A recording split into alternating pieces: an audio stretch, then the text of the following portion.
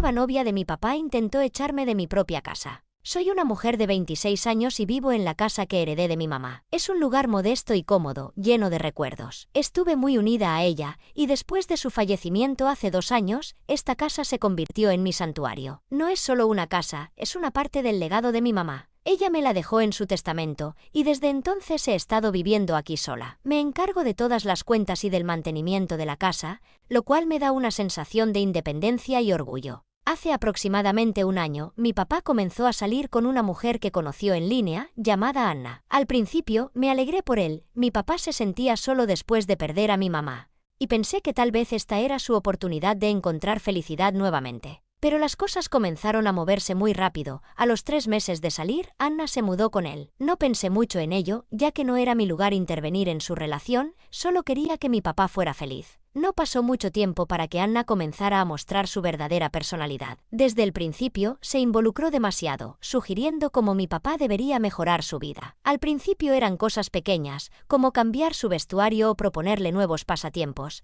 pero pronto su atención se centró en mi casa. Anna empezó a dejar caer comentarios sobre redecorar. Casualmente mencionaba que la sala de estar podría tener un color nuevo o que un sofá diferente haría que el espacio se viera más acogedor. Al principio, ignoré sus comentarios, pero pronto la situación escaló. Un día llegó a la casa con muestras de pintura y telas para nuevas cortinas. Me sorprendió mucho. No había pedido su opinión y definitivamente no pensaba cambiar nada. Intenté ser diplomática recordándole que esta era mi casa y que me gustaba tal como estaba. Anna se rió, diciendo que solo quería ayudar, pero no se sentía como ayuda, me parecía invasiva, como si estuviera tratando de hacer que mi espacio fuera suyo. Las discusiones comenzaron a ser cada vez más frecuentes, siempre por cosas triviales. Si debía mover la mesa de centro, ¿por qué no había reemplazado la silla vieja en la esquina? O cómo debía pensar en modernizar la cocina. Cada vez que me resistía, ella actuaba sorprendida, como si no pudiera creer que no apreciara sus sugerencias. Y cada vez, mi papá tomaba su lado, restando importancia al asunto y diciendo que Anna solo quería lo mejor para nosotros. Me enfurecía. Las cosas se volvieron aún más extrañas cuando Anna se presentó ante mis vecinos como la señora de la casa. Uno de los vecinos me lo comentó casualmente, suponiendo que yo ya lo sabía. Me quedé sin palabras. Confronté a Anna sobre esto y ella se rió, diciendo que solo era una expresión. Pero no me sentó bien. Sentí que estaba tratando de reclamar algo que no le pertenecía. El punto de quiebre para mí llegó cuando la encontré husmeando en mi habitación. Un día llegué temprano del trabajo y encontré a Anna revisando los cajones de mi cómoda. Se sorprendió al verme y rápidamente adoptó una actitud inocente. Dijo que solo quería ayudarme a organizar mis cosas. No lo creí ni un segundo. Le dije con calma que no tenía derecho a estar en mi habitación. Ella se mostró ofendida, como si la hubiera lastimado, pero no me importó. Estaba furiosa. Cuando le conté a mi papá, él lo restó importancia, diciendo que Anna estaba tratando de hacer que la casa se sintiera más como un hogar para todos. No podía creer lo que estaba escuchando, era como si él no pudiera ver lo que estaba ocurriendo frente a sus ojos. Anna estaba cruzando límites, y él lo permitía. Luego vino el día en que encontré el piano viejo de mi mamá movido al garaje. Ese piano era una de las pocas cosas que me quedaban de ella, y lo tenía en la sala como un recordatorio de ella. Llegué a casa y vi que no estaba. Lo encontré metido en el garaje, cubierto con una lona. Me encolericé. Anna lo minimizó, diciendo que no encajaba con la nueva decoración que tenía planeada para la sala. Le recordé que esta era mi casa y que no tenía derecho a tomar esas decisiones. La discusión fue enorme. Anna alegó que, como ella y mi papá estaban juntos, la casa debería ser de los dos. No podía creer lo que estaba oyendo. Le dejé claro que la casa era legalmente mía y que yo era la que pagaba las cuentas y los impuestos de la propiedad.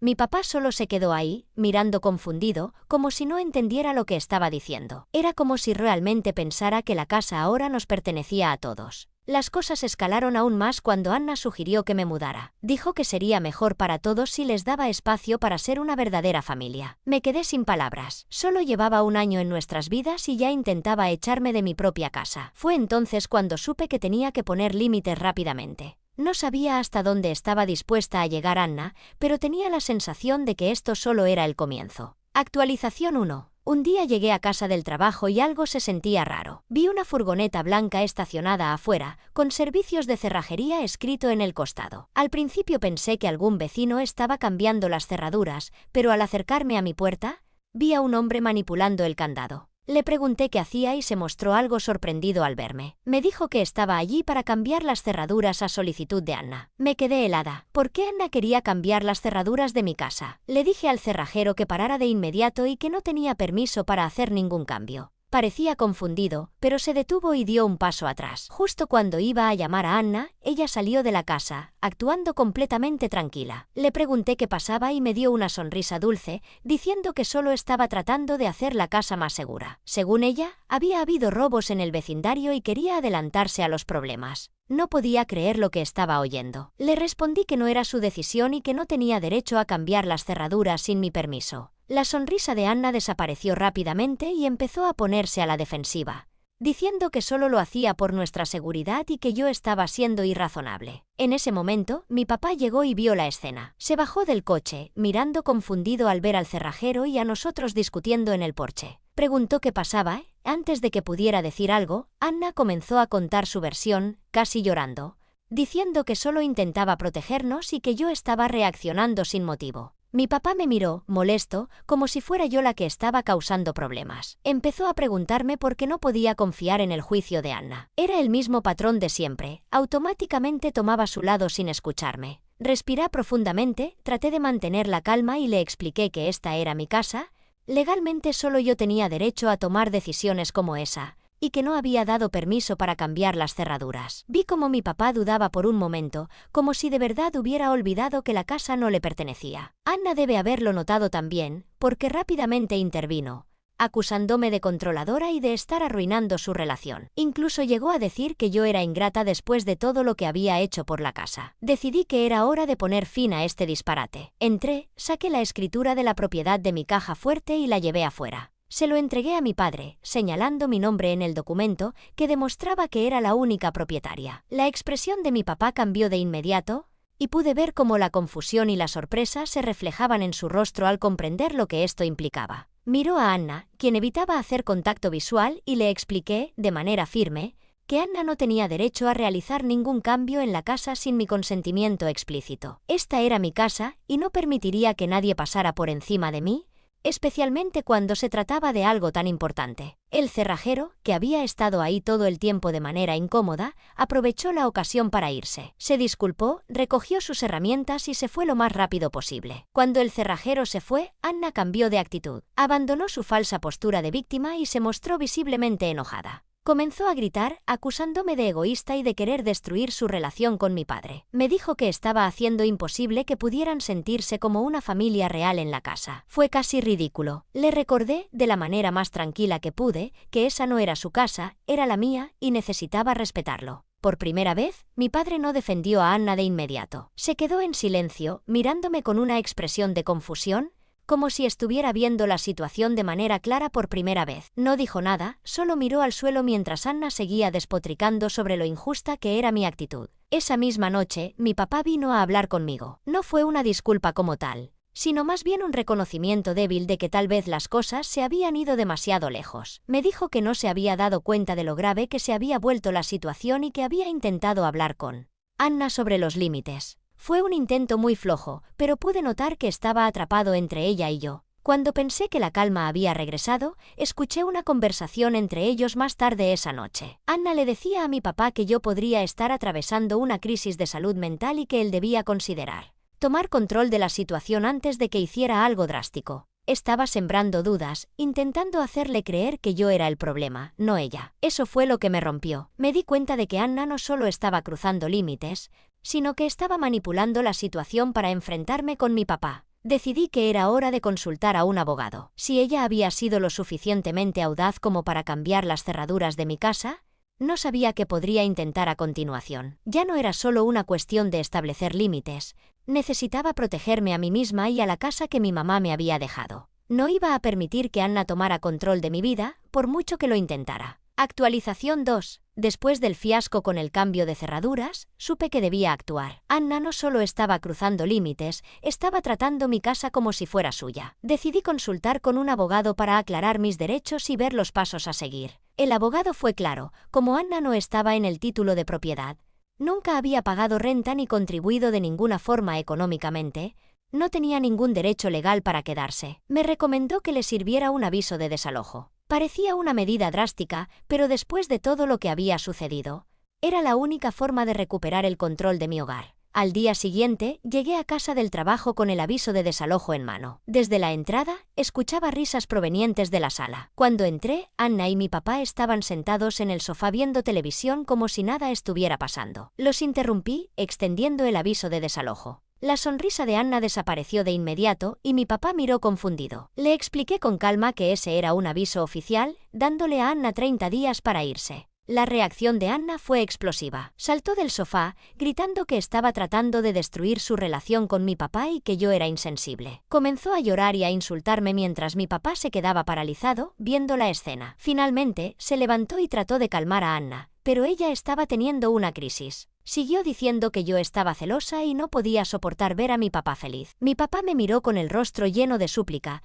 preguntándome si realmente quería seguir adelante con esto. Me dijo que entregar un aviso de desalojo destruiría todo y acabaría con su relación con Anna. Me mantuve firme. Le recordé que esa era mi casa y que ella no tenía derecho a estar ahí después de todo lo que había hecho. Fue entonces cuando Anna sacó su carta de manipulación. Comenzó a gaslitarme frente a mi papá, diciendo que le había prometido que podría vivir allí, que habíamos hablado de ser una familia feliz y que ella ayudaría a hacer la casa un hogar de nuevo. Mi papá se veía más confundido, como si realmente estuviera considerando sus palabras. Me di cuenta de que Anna le había estado mintiendo, haciéndole creer que tenía algún tipo de derecho sobre la casa. La discusión escaló rápidamente y no pasó mucho tiempo antes de que mi tía, la hermana de mi mamá, me llamara. No sé cómo, pero la noticia había circulado rápido. Estaba furiosa, no conmigo, sino con mi papá por permitir que la situación llegara tan lejos. Mi tía siempre había sido mi apoyo y enseguida me ofreció su respaldo, diciéndome que me mantuviera firme y no dejara que Anna manipulase la situación. Anna no se detuvo ahí. Después de su crisis, cambió de táctica y comenzó a amenazar con tomar acciones legales. Decía que tenía derechos de arrendataria y que pelearía el desalojo en los tribunales. Vi el miedo en los ojos de mi papá cuando escuchaba esas amenazas. Estaba desesperado, como si ya no supiera en quién confiar. Me pidió que encontrara una solución, que llegáramos a un acuerdo para vivir todos juntos en paz. Fue desgarrador ver a mi papá tan derrotado, pero sabía que no podía ceder. Decidí investigar las leyes de arrendamiento para estar segura de mis derechos. Tras investigar durante un par de horas en línea,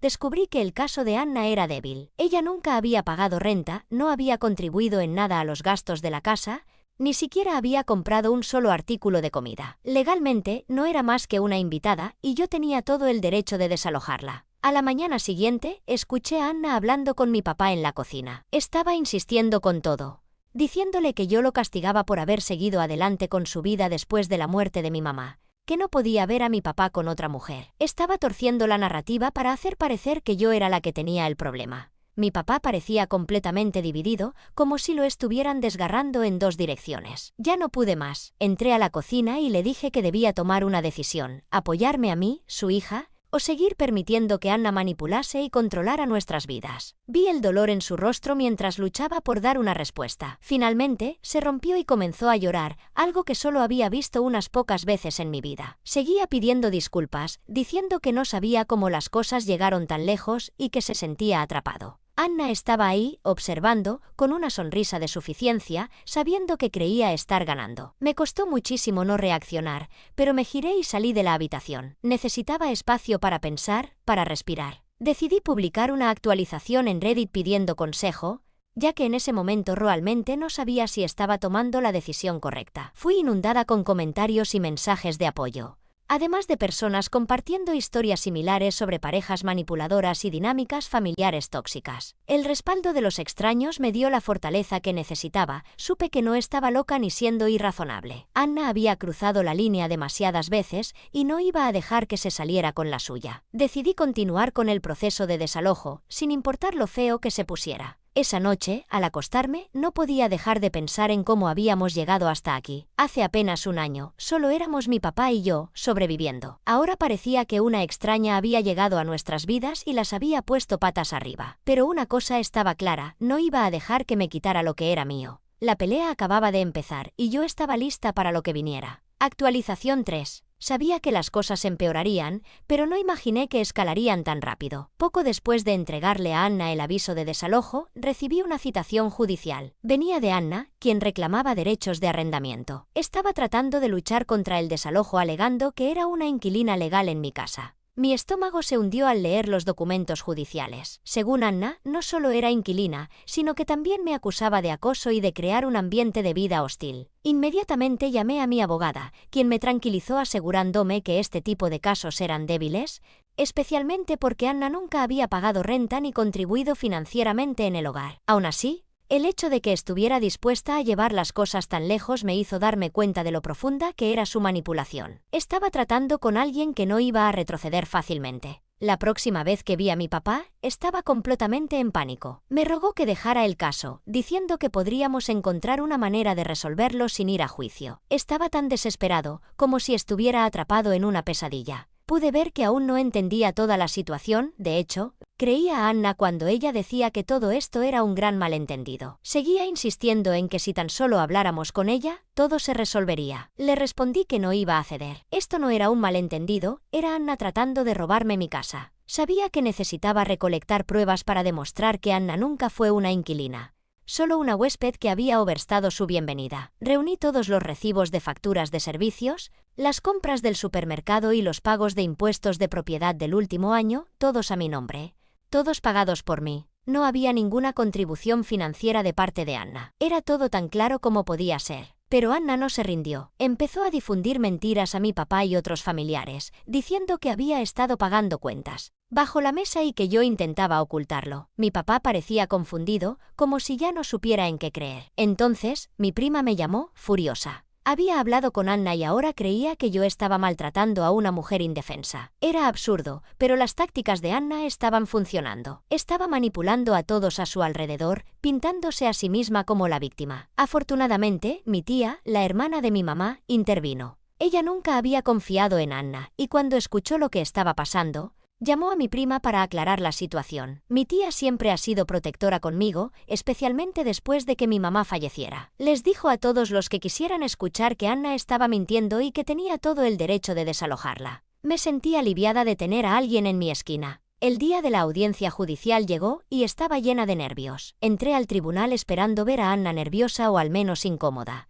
Pero estaba sentada ahí con una sonrisa arrogante en su rostro. Incluso había traído un abogado, lo cual me sorprendió. La confianza que mostraba me hizo preguntarme qué tipo de mentiras planeaba contar. Actualización 4. Justo cuando pensaba que las cosas se estaban calmando. Llegué a casa una noche después del trabajo y encontré a mi papá empacando sus maletas. Me quedé parada en la puerta, atónita, observándolo meter ropa en una maleta. Le pregunté qué estaba pasando y sin siquiera mirarme. Me dijo que había decidido mudarse con Anna temporalmente, pero sabía que no era una decisión temporal, era una elección y había elegido a ella sobre mí. Mi papá no perdió tiempo en ponerse a la defensiva. Empezó a decir que si yo hubiera sido más comprensiva, si no le hubiera entregado el aviso de desalojo o llevado el caso a juicio, no estaríamos en este lío. Hizo que pareciera que todo esto era culpa mía, como si yo lo hubiera forzado a tomar esa decisión. Siguió hablando sobre cómo Anna se sentía insegura e indeseada y cómo no podía dejarla sola. Estaba intentando hacerme sentir culpable y no podía creer lo que escuchaba. Actuaba como si fuera yo la que estaba rompiendo la familia.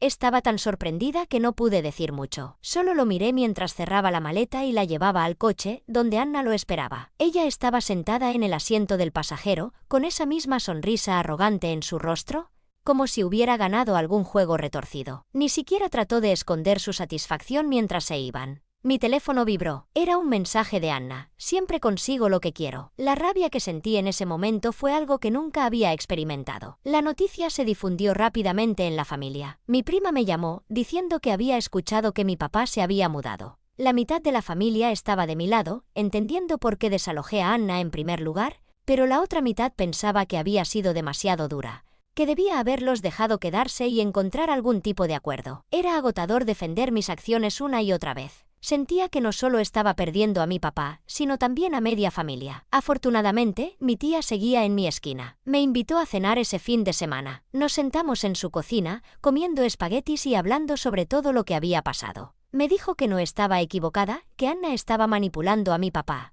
y que él estaba demasiado cegado por su necesidad de compañía para verlo. Incluso sugirió terapia familiar, pero sabía que no había forma de que mi papá aceptara eso.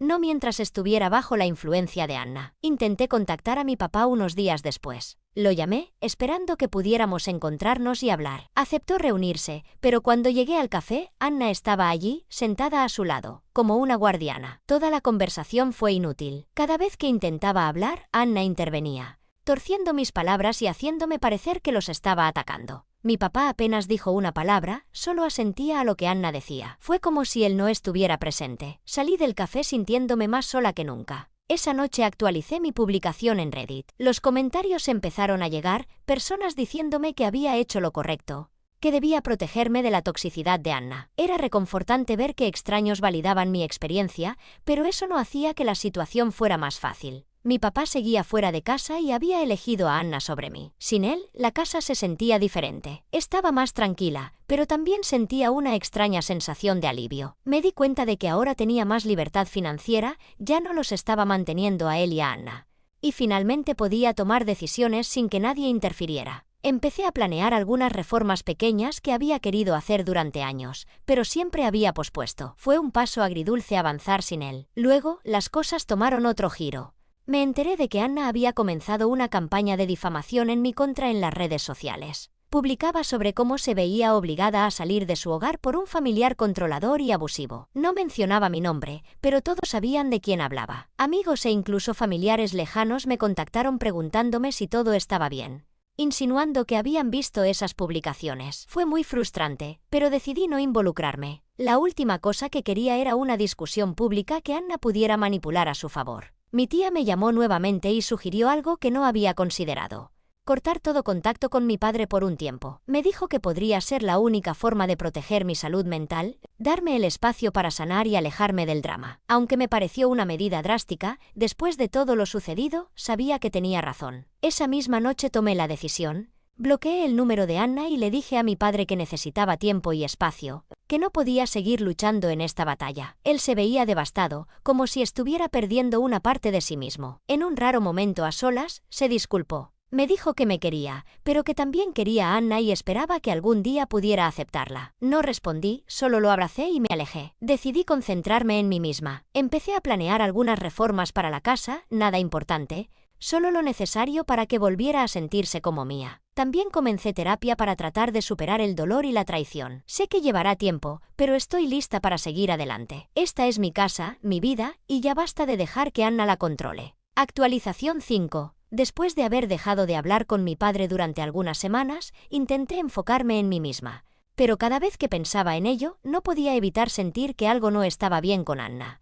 Algo que aún no había descubierto. Compartí mis sospechas en Reddit y varios usuarios sugirieron que investigara el pasado de Anna. Un comentario en particular me llamó la atención. Las personas manipuladoras suelen tener un patrón, decía. Decidí seguir su consejo y pasé todo un fin de semana haciendo una investigación en Internet. Busqué su nombre completo, variaciones del mismo y hasta algunos nombres de usuario que recordaba haber visto en sus redes sociales. Al principio no encontré nada sustancial, solo algunos perfiles inactivos, pero luego di con algo importante. Encontré una serie de publicaciones en un foro antiguo de relaciones de hace varios años. Las historias eran alarmantemente familiares. Varios usuarios describían sus experiencias con una mujer que coincidía exactamente con la descripción de Anna. Hablaban de una mujer que se mudaba rápidamente, se volvía excesivamente controladora y manipulaba a sus parejas para que creyeran que ellos eran el problema. Uno de los posts incluso hablaba de ella tratando de reclamar derechos de inquilina en una casa por la que nunca pagó.